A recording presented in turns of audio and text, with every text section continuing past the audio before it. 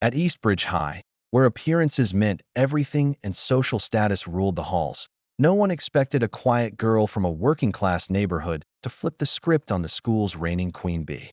But when the most popular girl tried to publicly humiliate her in front of the entire class, what happened next didn't just silence the room.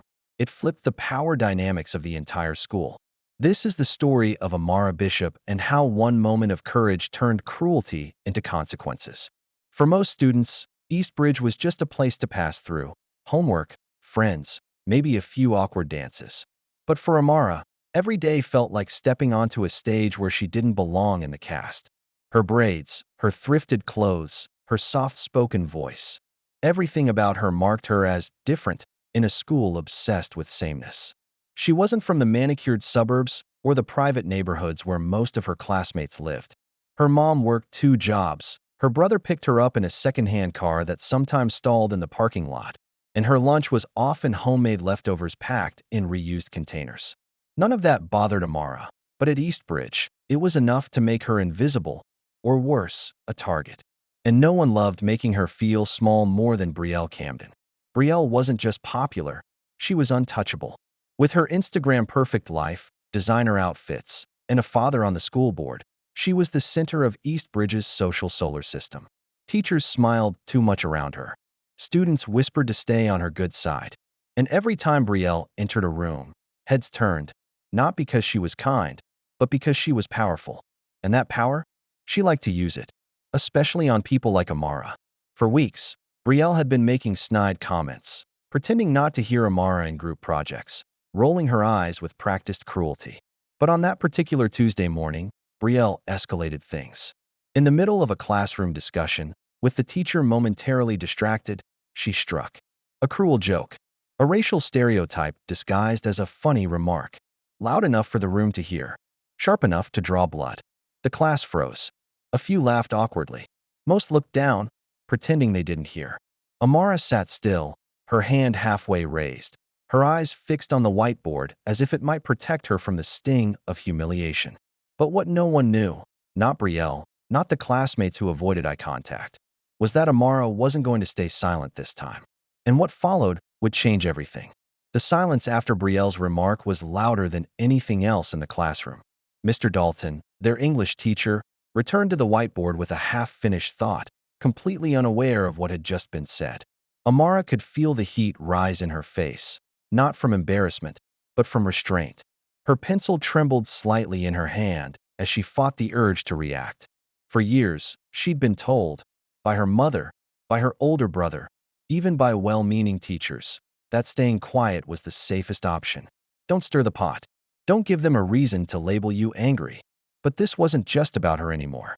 The way Brielle had said it, with that smug smile and false innocence, wasn't just meant to hurt. It was meant to make her feel small. And Amara was tired of feeling small. Across the room, a few students exchanged nervous glances. One girl covered her mouth in disbelief. A boy in the back let out a half-laugh, then stopped when he noticed Amara hadn't flinched. That surprised them. They expected her to shrink, to stare at her desk and swallow it, like always. But instead, Amara slowly lowered her pencil and raised her hand, not to answer the question Mr. Dalton had asked, but to request something more. "Mr. Dalton," she said evenly, her voice steady but firm, "can I say something?"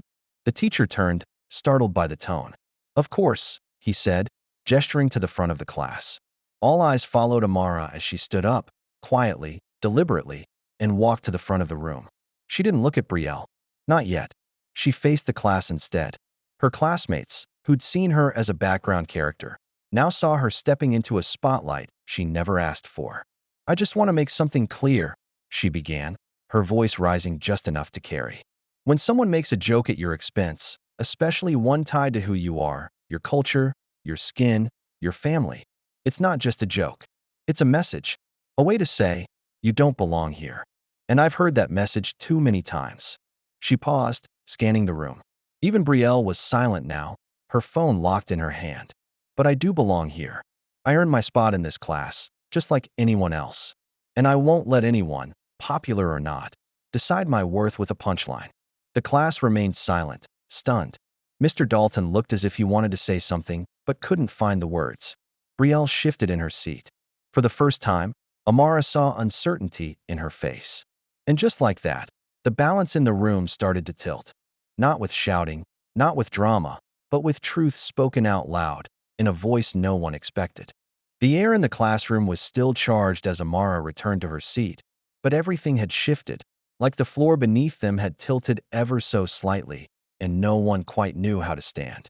Mr. Dalton, clearly caught off guard, cleared his throat and muttered something about moving on, but the damage, or perhaps the awakening, had already taken root. Brielle, sitting 2 rows behind Amara, was uncharacteristically quiet. Her usual smirk had slipped, and in its place was something unfamiliar: discomfort. She wasn't used to being challenged, especially not by someone she deemed beneath her. Her friends, once quick to giggle or echo her cruelty, now sat in awkward silence, unsure if laughing along would still be socially safe. For the rest of the period, no one spoke unless called on. Amara sat calmly, eyes forward, but her mind was racing. Not with fear or regret, but with resolve. She had crossed a line within herself, one she never thought she'd be brave enough to step over. She wasn't just reacting to Brielle. She was speaking up for every time someone like Brielle had tried to make her feel invisible. And judging by the way the class now glanced her way with new expressions, some wide-eyed, some apologetic, some curious, she knew they'd heard her. But it didn't end there. Between periods, whispers rippled through the halls. What happened in room 207 was already traveling faster than any group chat could capture. By lunchtime, even students who hadn't witnessed the confrontation were talking about it. Some dismissed it. It's not a big deal, she overreacted. But others, especially those who had also felt the sting of quiet discrimination, began to lean in. And Amara? She sat at her usual table, lunch unpacked the same way as always, but today it felt different. A few students she barely knew nodded at her as they walked by. One girl from her chemistry class even sat down across from her and said, "That was brave." Amara gave a small smile, unsure how to respond. Meanwhile, across the room, Brielle was quiet. She was surrounded by friends, but for once, they weren't looking to her for approval. They were watching her closely, almost cautiously. Something had cracked in her perfect image, and she felt it. But in typical Brielle fashion, she wasn't going to let it go. If anything, her silence was just the calm before her next move. And Amara, though steady on the outside, could feel the storm coming. She had made a stand, and she knew people like Brielle didn't lose quietly. By the next morning, the tension in the school hallways had thickened. It wasn't just whispers now, it was eyes. Watching Amara, watching Brielle, watching for what would happen next. Amara walked through the corridor with her books clutched tightly to her chest, her posture upright but cautious. She had stood up for herself, yes, but she wasn't naive. She knew how power worked at Eastbridge, and Brielle Camden didn't give up her social throne easily. In first period, nothing happened. Then second, then third, and by fourth, it almost felt like things might settle. But in fifth period history class, Brielle made her move. It wasn't loud.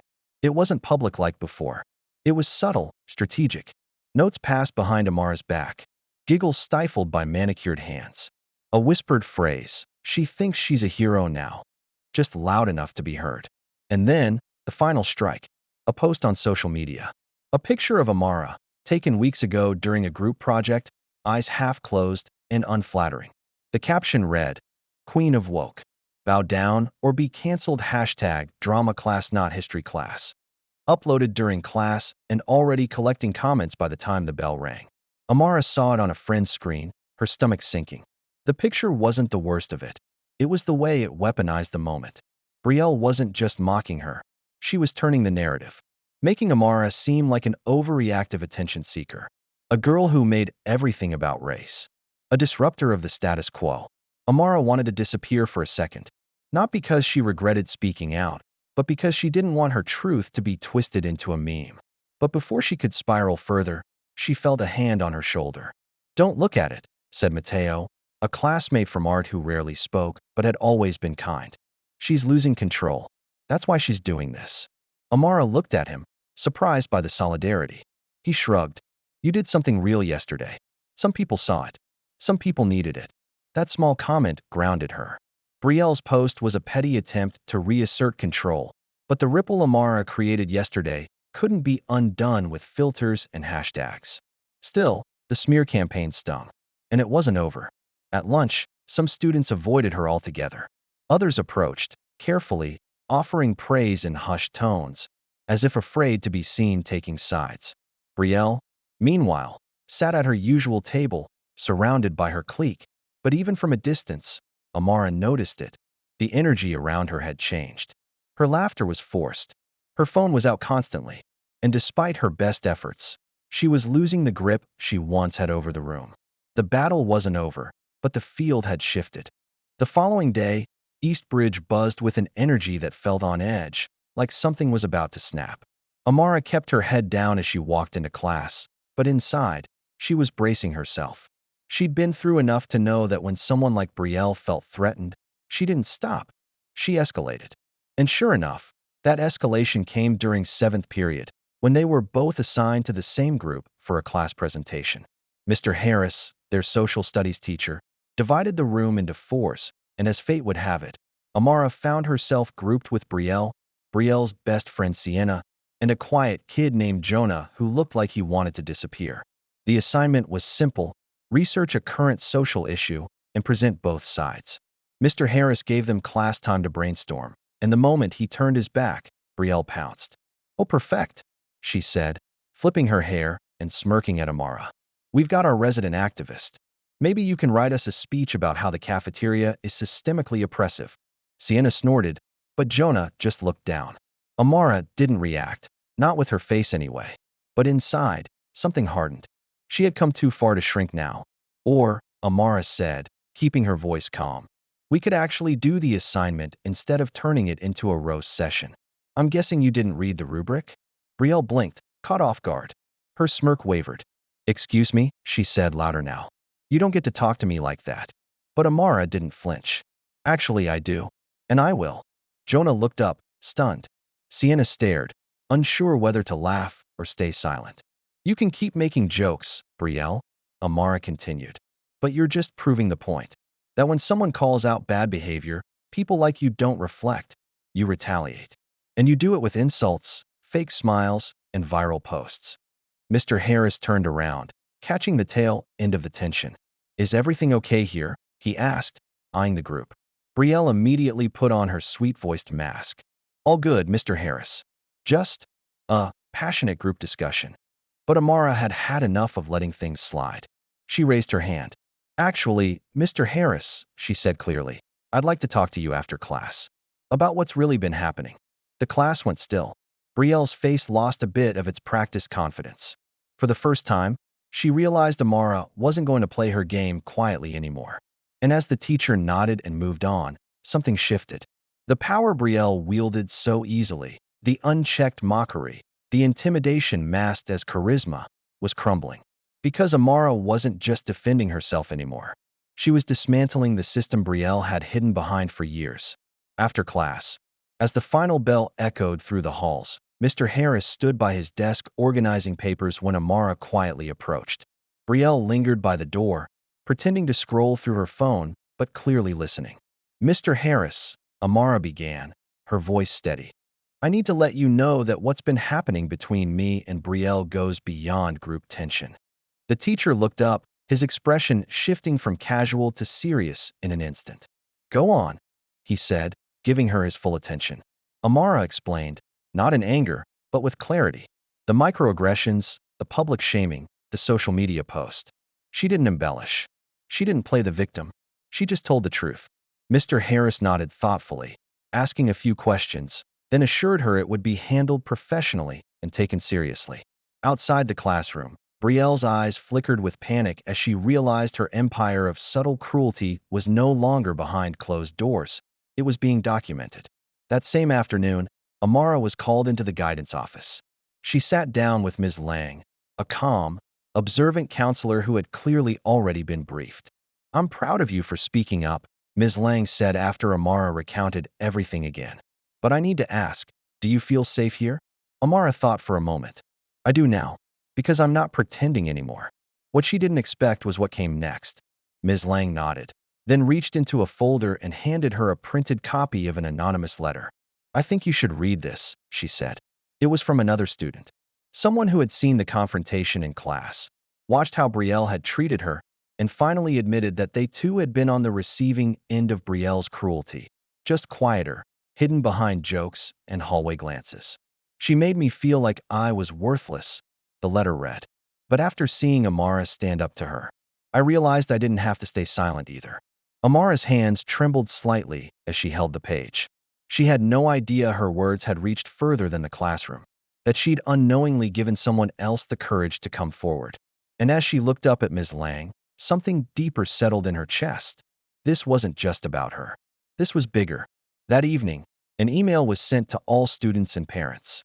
The administration had launched an official investigation into reports of bullying and discrimination in multiple classes. Brielle's name wasn't mentioned, but everyone knew. The school's golden girl was now under scrutiny. And the girl she tried to break? She had become something else entirely. Proof that one voice, spoken with courage, could crack an entire foundation of silence. The next morning, Eastbridge felt different, like the invisible rules that once dictated who mattered and who didn't had suddenly been suspended. Hallways that used to echo with forced laughter and shallow compliments now buzzed with caution and curiosity. As Amara walked in, more than a few students glanced her way, not with the smirks or dismissive looks she'd grown used to, but with a quiet respect, an unspoken acknowledgement. Whispers still followed her, but they no longer stung. They carried a weight of change. Meanwhile, Brielle sat at her usual table before first period, but something was missing, the air of invincibility. Her clique was quieter, her laugh more strained, her eyes flicking nervously around the room as if checking for cracks in the image she had carefully curated. And the cracks were there. Mr. Harris had kept his word. He hadn't named names, but in their next class, he paused the lesson to address the entire room. "There's been a growing issue in our school," he began, voice steady, eyes scanning every student. "Disrespect masked as humor. Bullying disguised as leadership. We're not going to tolerate it anymore." The room fell silent. Brielle looked down at her desk. And Amara? She didn't gloat. She didn't need to. The shift in energy said enough. After class, a student named Nadine, a girl Amara had barely spoken to, walked up to her at her locker.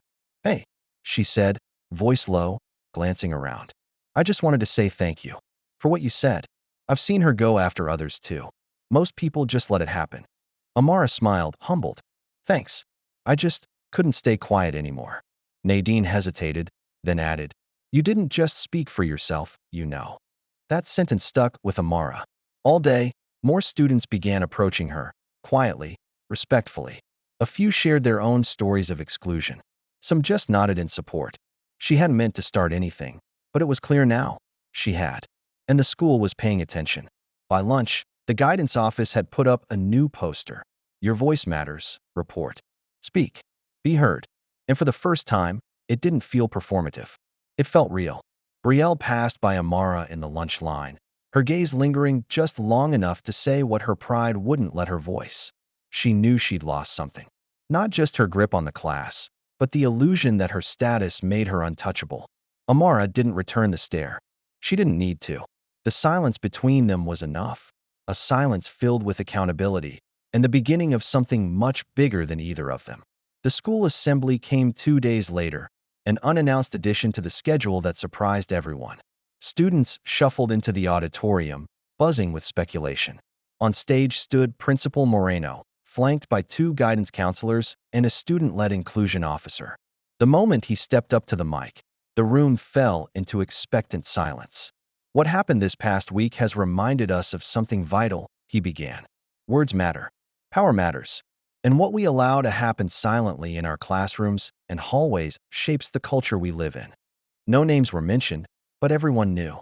The events that had started as a single cruel remark had now rippled across Eastbridge like a stone in still water. "We are implementing a new restorative justice initiative," Principal Moreno continued, along with anonymous reporting tools and student-led support groups. "Change doesn't happen from the top down. It happens when we listen to the voices that have been silenced for too long." From the middle rows, Amara sat frozen. She hadn't asked for this. She hadn't planned on being the reason an entire school policy shifted. But as she glanced around at the sea of faces, some stunned, some quietly nodding, Some, like Brielle, uncharacteristically still. She realized this wasn't about her anymore. It never was. When the principal finished, a counselor took the mic. "One of your classmates stood up in the face of cruelty," she said, her voice gentle but firm. And instead of retaliating with hate, she responded with strength, clarity, and courage. That is the kind of leadership we need more of. There was no applause. Not yet. Just silence. A reverent kind of silence that said, "We're listening." And then, slowly, someone stood. A boy from the back. Then another. Then a ripple of movement. Students rising to their feet. Not in chaos. Not because they were told to, but because they felt something shift. Brielle remained seated, staring ahead, her face unreadable. She wasn't suspended. Not yet. But the investigation was ongoing, and her reign had ended not with punishment, but with exposure. Her silence now wasn't control, it was consequence. As students exited the auditorium, Amara was approached by Ms. Lang. "We'd like you to consider joining the Student Council's new diversity initiative," she said with a soft smile. "You don't have to answer now. Just think about it." Amara nodded, overwhelmed but grounded. She had walked into Eastbridge for months feeling unseen, unheard. And now, not only had her voice been heard, it had started something.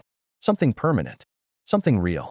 The days that followed felt like a slow unraveling of an old script. In classrooms, group projects took on a new energy, less about popularity, more about participation. Teachers, once passive during subtle moments of exclusion, now paid closer attention to who was being ignored and who was dominating. Even the tone in the hallways shifted. Less performative, more cautious. Like the student body collectively realized the social rules had changed, and no one wanted to be the next to cross the line. Amara, meanwhile, found herself navigating unfamiliar ground. She was no longer the girl people overlooked. She was the girl who had spoken up and stayed standing. Some classmates treated her like a quiet icon, nodding respectfully as she passed. Others approached her more directly, wanting to talk, wanting advice, wanting to say thank you. It was strange, humbling, and sometimes uncomfortable. She hadn't asked to be anyone's role model, but she wasn't going to waste the voice she had fought to use. In the library one afternoon, she ran into Jonah, the quiet boy from the group project. He walked up awkwardly, holding a notebook. "Hey," he said, I wrote something. After what happened. It's a poem, kind of, about speaking up. I was wondering if you'd read it." Amara blinked, surprised. She took the paper gently and smiled. Of course. That moment stayed with her, because it was proof that bravery could echo. That when one person stands, others find the courage to do the same. Across campus, Brielle had faded from the spotlight. She still had her circle, but it was shrinking. The sharp-tongued jokes that once made her the center of attention now earned her silence. No one wanted to be aligned with the girl who had mocked her classmate publicly and got called out by the entire school. Her followers unfollowed. Her allies grew quiet. The power she once held in a glance or a laugh now dissolved before it could land. And Amara noticed, not with glee, but with a kind of bittersweet understanding. She had never wanted to destroy Brielle. She had just wanted to stop the damage. To finally say, enough. The school wasn't fixed. Not overnight. But it was healing. And Amara? She was no longer trying to blend in. She was carving out a space where she didn't just exist, she belonged. Because being seen isn't about popularity. It's about truth. And the truth had finally found its voice. The final bell of the week echoed down the Eastbridge hallways as students poured out of classrooms, chattering about weekend plans and club meetings. But for Amara, this Friday felt different. Not just because of what had happened, but because of what it had started. She stood at her locker, slowly packing her things, when she noticed a new flyer pinned to the bulletin board beside her. Student Voices Open Forum. Come speak, come listen. Underneath it, her name was listed among the volunteers. She hadn't signed up, but Ms. Lang had added it after their last conversation. And somehow it felt right. As she walked through the halls, she passed the room where it had all started. Room 207, the English class where she first stood up. It looked the same, the desk still a little uneven, the same motivational quote on the wall. But it felt different now. Not because the room had changed, but because she had. At the front entrance, she paused. Across the courtyard, Brielle sat alone on the edge of the stone planter, staring at her phone. Their eyes met briefly. There was no smirk, no glare, just quiet recognition. A silent acknowledgement of everything that had unraveled between them. Amara gave a small nod. Not of forgiveness, not of approval, just understanding. And then she turned and walked away, the sun warm on her back, the weight she'd carried for so long feeling lighter than it had in months. On her way out, a younger student, a freshman, caught up to her breathless. "Hey, Amara, right?" the girl asked. "I just wanted to say thank you. I'm new here, and when I saw what happened, it made me feel like maybe this school isn't so impossible after all." Amara smiled, deeply this time. "You belong here," she said simply. The girl grinned and walked off, her steps a little lighter. As Amara stepped out the doors and into the fading light of the day, she knew the battles weren't over. There would be more whispers, more ignorance, more moments that tested her voice. But she also knew this. She had changed something. Not everything, but enough to remind people that courage doesn't always roar. Sometimes it speaks softly, clearly, unapologetically, and sometimes that's enough to shake the walls of a school built on silence. Because standing up for yourself isn't just survival. It's legacy. And Amara Bishop's had just begun.